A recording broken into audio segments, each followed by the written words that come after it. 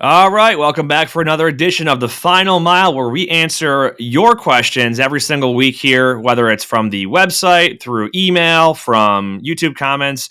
We're here to help you guys out.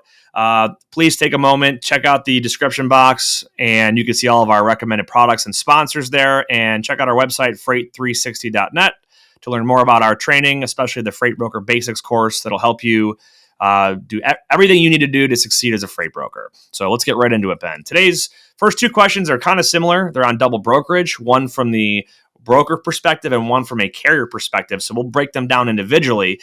Starting with the broker.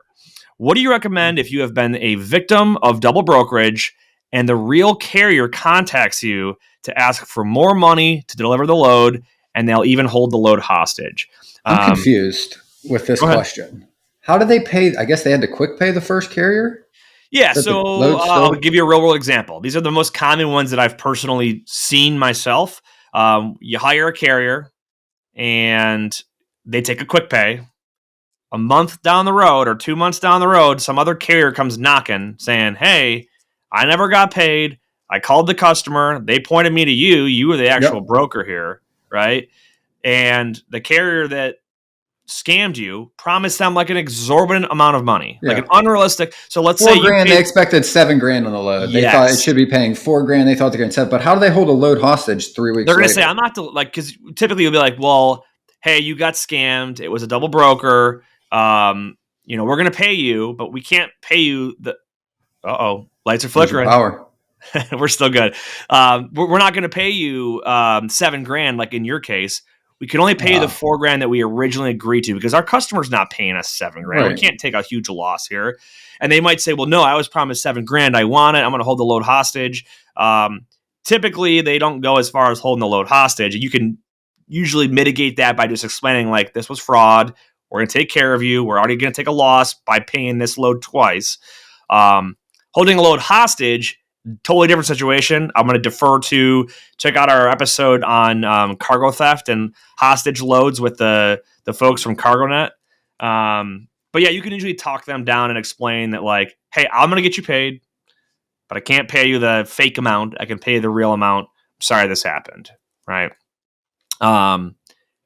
That's pretty straightforward. I hate to say that it's a common occurrence, but that's really what tends to happen here is carrier agrees to take a load for a really cheap amount that seems too good to be true. They take it, then they go and sell it for a too good to be true high amount to another carrier. And the reality is they have no intention of ever hauling the load or paying that actual carrier. It's nasty. So, but I still don't understand.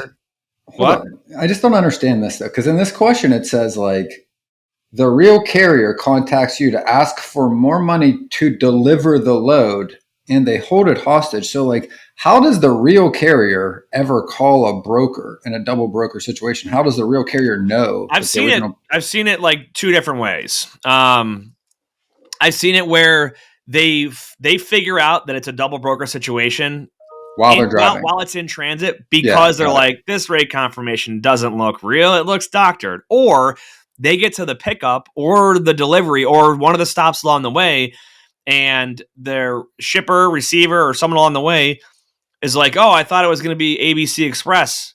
And you're like, well, no, I'm DEF Logistics. What do you mean? And then they're like, well, no, our broker, Ben, over at whatever, told us that this truck was coming. And then they can identify it along the way. Right. Yeah. And you're right. The answer I gave was in reference to not while it was in transit, but it could have been down the road. But if it happens in transit and they're threatening to hold it hostage, you can usually talk them down. But another thing that'll happen too, back to my original one, is that you tell them, hey, I can't pay you more. That real carrier might take another load from you and try to hold that hostage until you give them more money for the first load. So that is, I have seen that. It's not as common. It's rare, but either way, try to talk them down. Worst case scenario, you typically like give them a rate confirmation that says, sure, we'll pay you $7,000.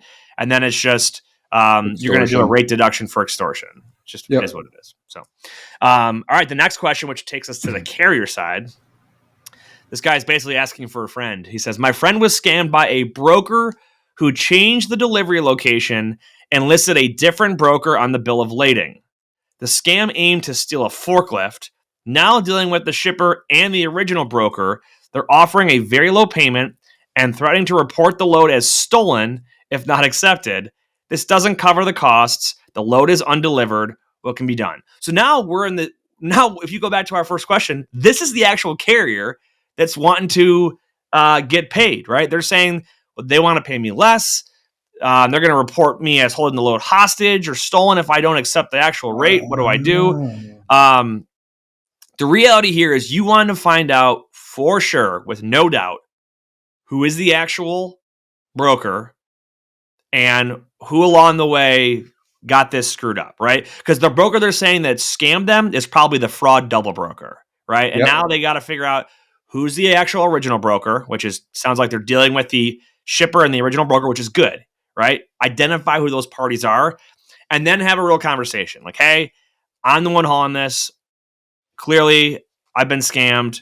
And you're going to end up taking a lesser payment because it's just you were offered way more money than was actually available on that load, unfortunately.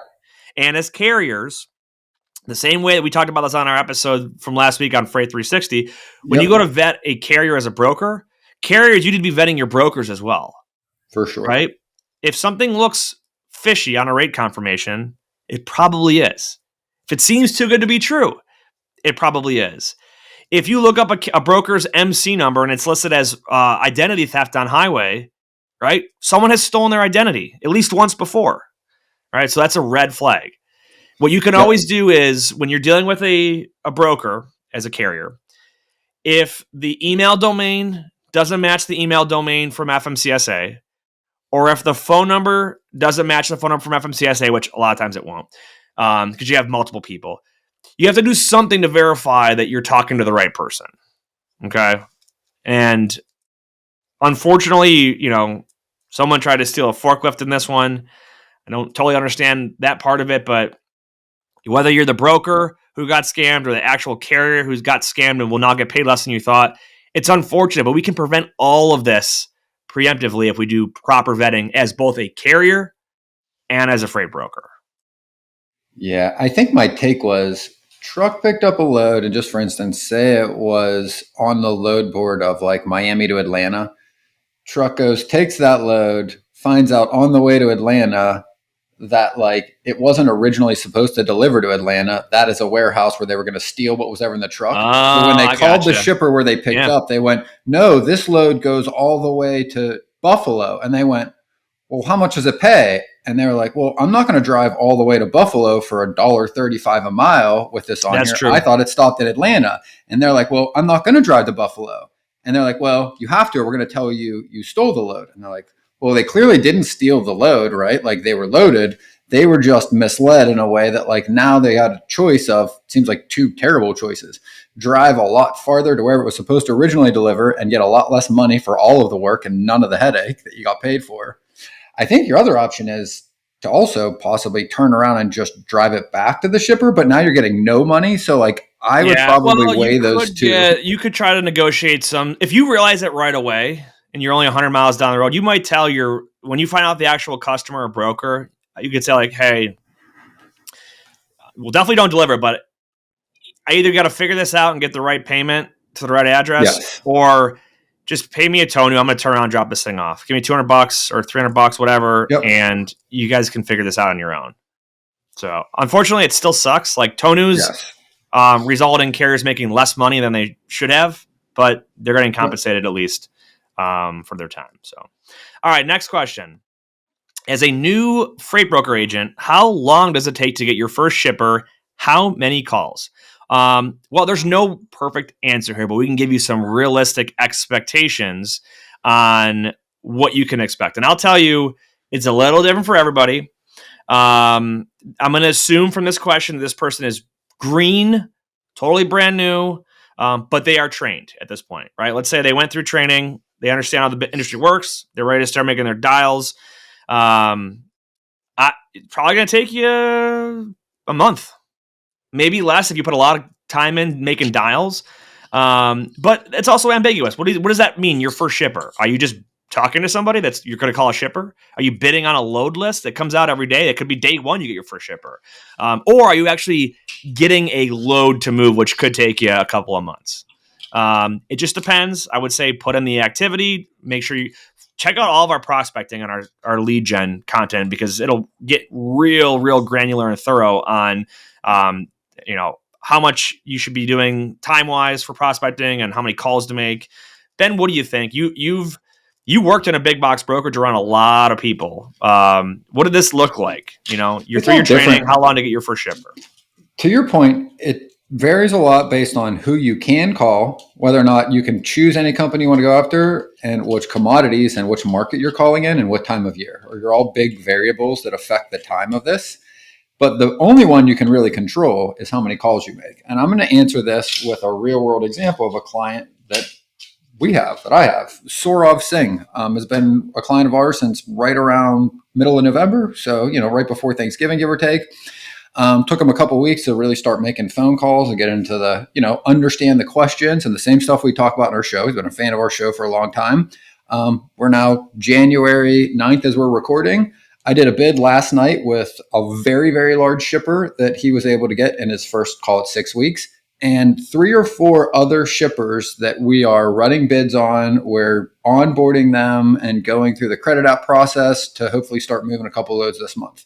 So in this market right now, somebody that is green, has never picked up a phone to sell any product, in about 6 weeks has one very large shipper that we did a bid on and a handful of small to medium-sized shippers that are doing, 10 to 30 loads a week that we're quoting lanes on, and he's starting to get some, action to be able to move a load here or there. So good deal.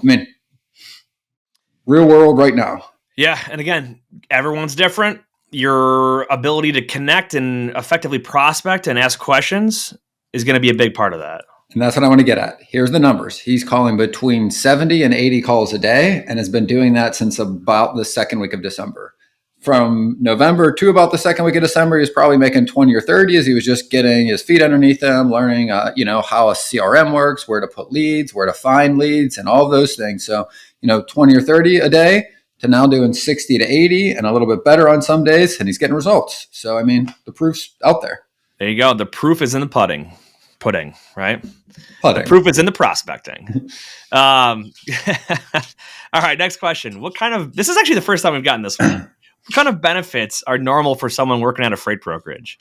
So I'm going to go ahead and say right now, if you own your own brokerage, you're a business owner. You're not going to get benefits. You have to go get your own and set that up. If you're an agent, you're very likely not going to get any benefits. Some might have health insurance offered. There's like certain rules based on the state, the number of W-2s versus 1099s they can extend health insurance to, yada, yada.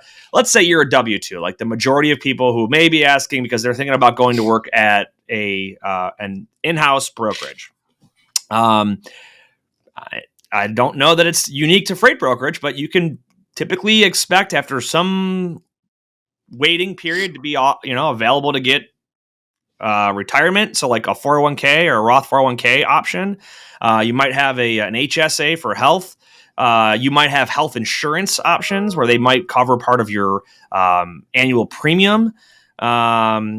I personally, I'm W-2 at Pierce, and all of the above I have offered to me: 401k, health insurance. We even have a life insurance. But those are just kind of like standard, standard benefits. What I would tell you when it comes to compensation is that, and we've talked with Beth Carroll about this. We talked to Trey Griggs about this. Everybody has a different thing that motivates them and that's important to them. So benefits for me, like for example, we have great health insurance at Pierce. I don't use it because I get it for basically free from the Army. When I retire in a few years from the Army, you'll bet that I'm going to go look at their, see what they've got because it's probably a good one. Side note here, Steven, our producer in the chat, said gongs, ping pong tables, free flowing coffee, and energy drink vending machines. Nice.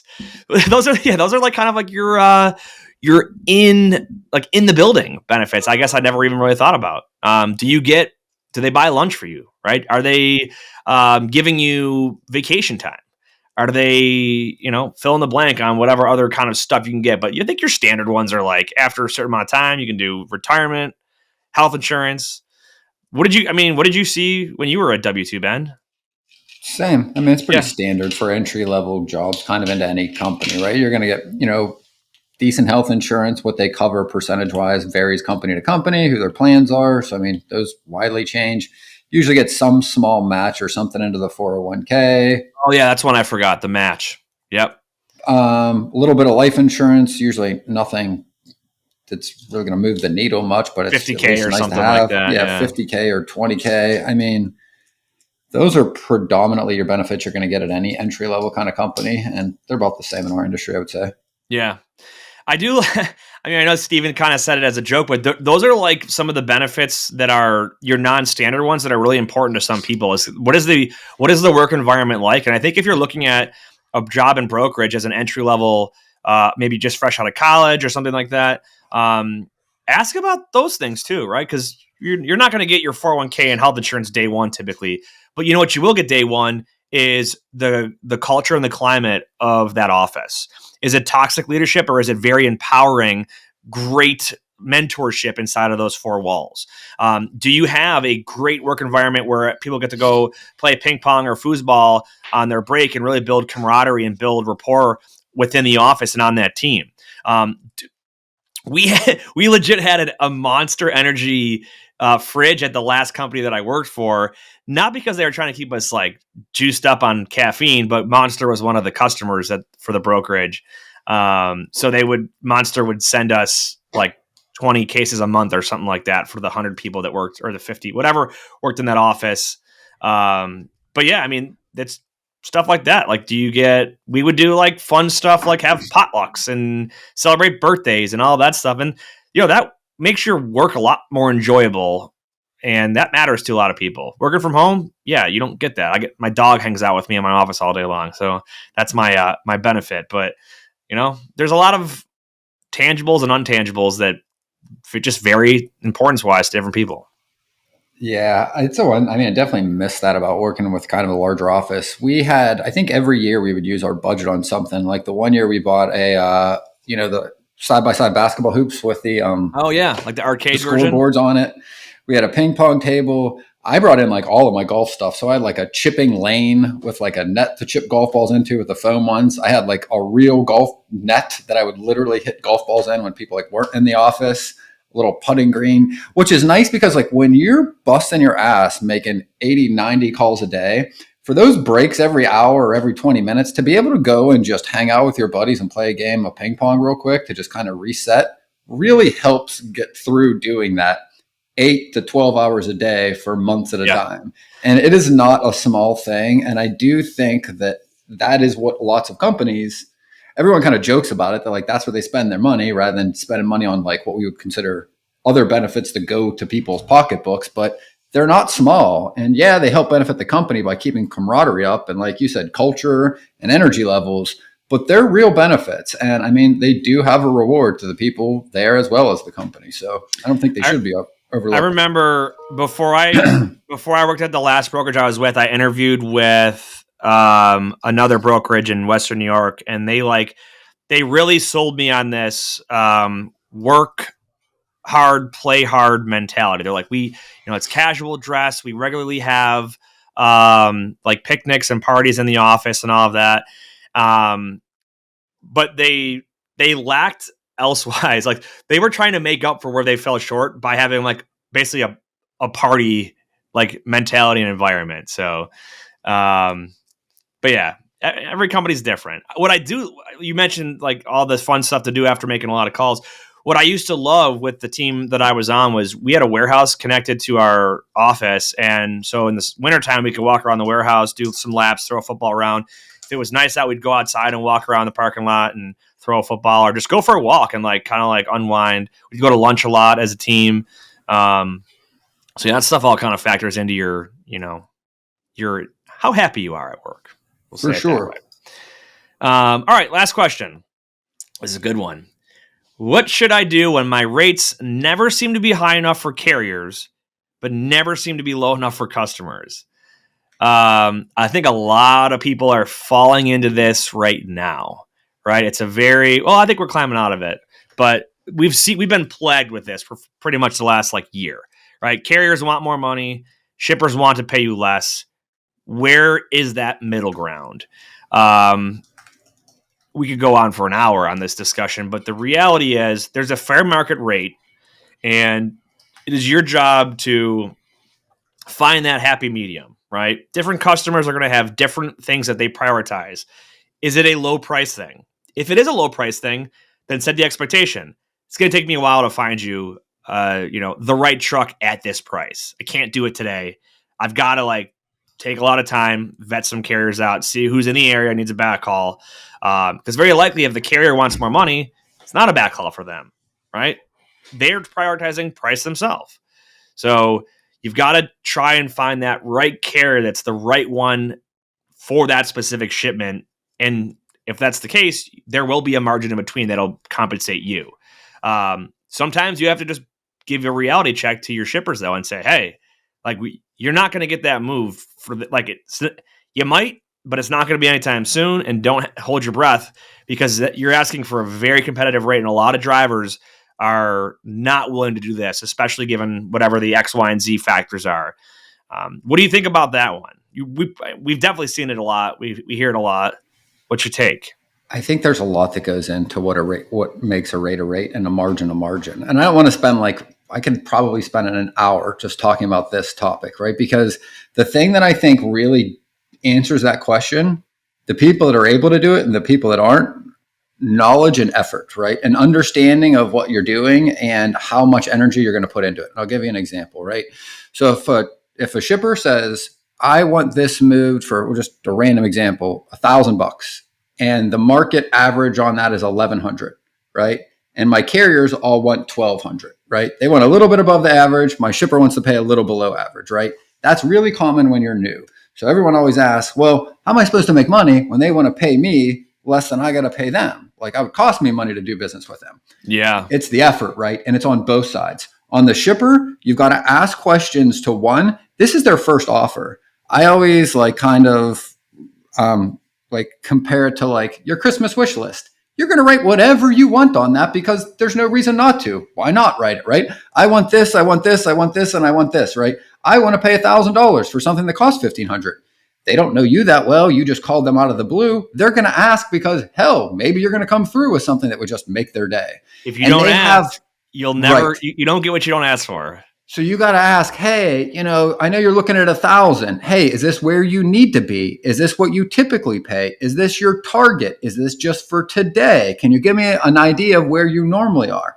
Well, let me ask you. Okay. I then try to test that because they're usually going to tell me yes, yes, yes, and yes. Okay, great. Well, let me ask you something. When does this need to pick up by? Does it need to pick up by today or tomorrow? If it can pick up today, tomorrow, or the next day, they're almost never going to pay any more than whatever that low number is. If they then tell me it's got to pick up in the next couple hours or that day, okay, now I know they need it to pick up more than they care about the money. You need leverage. You need them to care about one other thing other than just what they want to pay. Now I've got time. Okay, so tell me about that. It has to pick up today. Well, let me ask you, what if it doesn't pick up today? Oh, well, then my customer's going to scream at me. Okay, well, what does that mean? Is that a big deal? Can it still just deliver and they'll just be upset? No, it'll be a huge headache. Okay, well, let me ask you, if I go and get you the truck you need right now that can pick it up in, say, an hour and a half or 2 hours, and the only truck I can make work, and say they want $1,250, do you want me to let that guy go, or do you want me to bring that option to you for you to decide? And that question usually gets you a much better answer. Because then they'll usually be like, well, hey, if you got a guy for $1,250, give me a call before you let him go. I might be able to make that work. Now I know that everything they first told me was bullshit. The reality is they're more than willing to pay market rate. They just didn't want to. So now I go to the other side. I put the same amount of effort on the carrier side. Every carrier is going to ask me for above average. I'm going to ask a bunch of questions to find hopefully the carrier that needs to go where my load's delivering, because maybe I'm looking at their MC. They're domiciled in Oakland, California. My load delivers 50 miles outside of Oakland, and they want this load. It's pretty likely that they want to get home. Okay, I know you want 13, but hey, if my customer's only willing to do 1150, can you take this for 1150? Or do you want me to just not call you back? Oh, if they'll do 1150, I might be able to do that. Boom, back to my customer, get an extra $25, back to my carrier, maybe hopefully make them happy. Now I got a margin. The reality is you've got to work both sides in opposite directions. They always start where they want so much that it never works. You've got to be able to get them both to reality and then be able to negotiate in good faith once you're both talking about the same things. But you can't get to that point in a negotiation unless you ask enough questions so that you're talking about the same things. Somebody saying, I want a rate, and me saying, I don't want to give it to you because I can't find it. We're just arguing over one point. You need another piece of information to leverage that point's value away, right? If it's just rate, it's only rate, and that's all that matters. If I can add time to it, and then a third one, service or risk that the load doesn't get delivered on time, not just picked up on time, or that there's a claim because it doesn't get where it's supposed to on time. Now I've got more ammunition to be able to maybe get the shipper to pay a little bit more. That's how you really go to work for your carriers to get more money to help them, right? Asking more questions, getting to the root of where this negotiation is, right? That's a really good deep dive, man. I like you got a margin, right? And it's just doing this over and over again. This is why it's so tedious and time consuming. But here's the silver lining, right? Yes, it's a lot of work. Yes, it's difficult. And yes, most people don't want to put that effort in. But the great part about that is once you do that, if you can make that load work, now you've got an opportunity to go back to your customer and say, hey, how did that go? How's that load coming? Do you have that load next week? This carrier is going to be available. Hopefully he is. Now maybe you can turn that one negotiation that took you a while into hopefully a load every week all year. So now maybe you only made $150 on that one load. If you can get that load every week, that's 150 times 52.